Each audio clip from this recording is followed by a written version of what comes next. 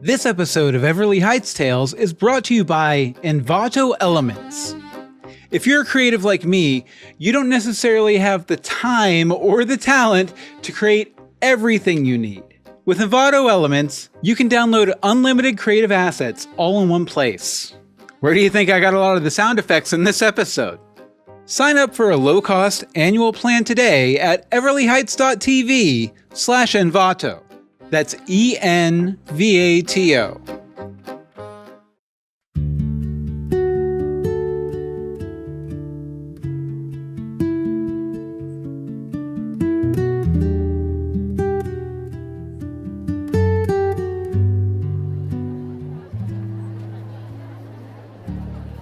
I can't believe I'm actually back here at Cornerstone Theater. I ran into Calvin Hobbes, my ex, about 15 minutes ago. We're both back in town as legacy cast members for Cornerstone Theater's new charity production of The Rocky Horror Show. Not The Rocky Horror Picture Show. That's the movie. We were in the original musical production as Brad and Janet back in the summer of 2008. Oh, Brad!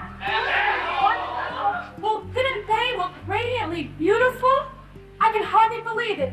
Just an hour ago, she was plain Betty Monroe, and now she lives around Top Shots. Yes, Janice. Ralph's a sluggy guy. Yes. Everyone knows Betty's a wonderful little whore! Yes. And Ralph himself will be in line for a promotion in a year or two. Well, yes, Brad. Asshole! Hey, Janice. I guess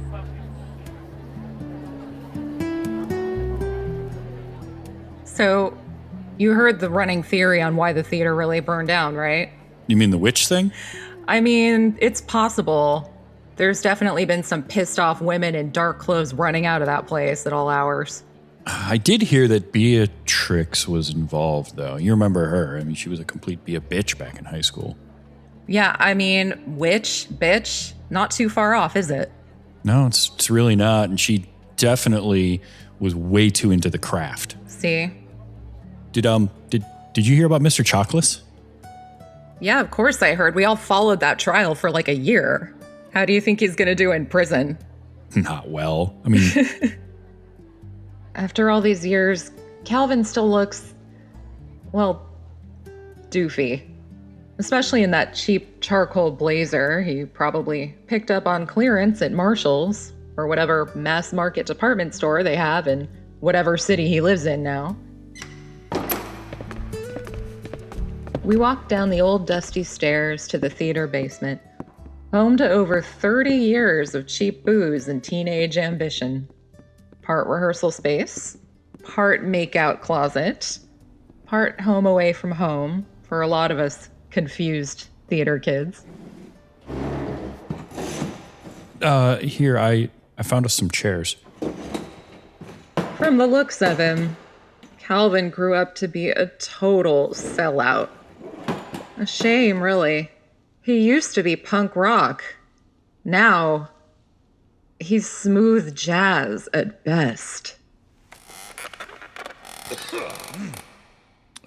It's crazy being back at Cornerstone.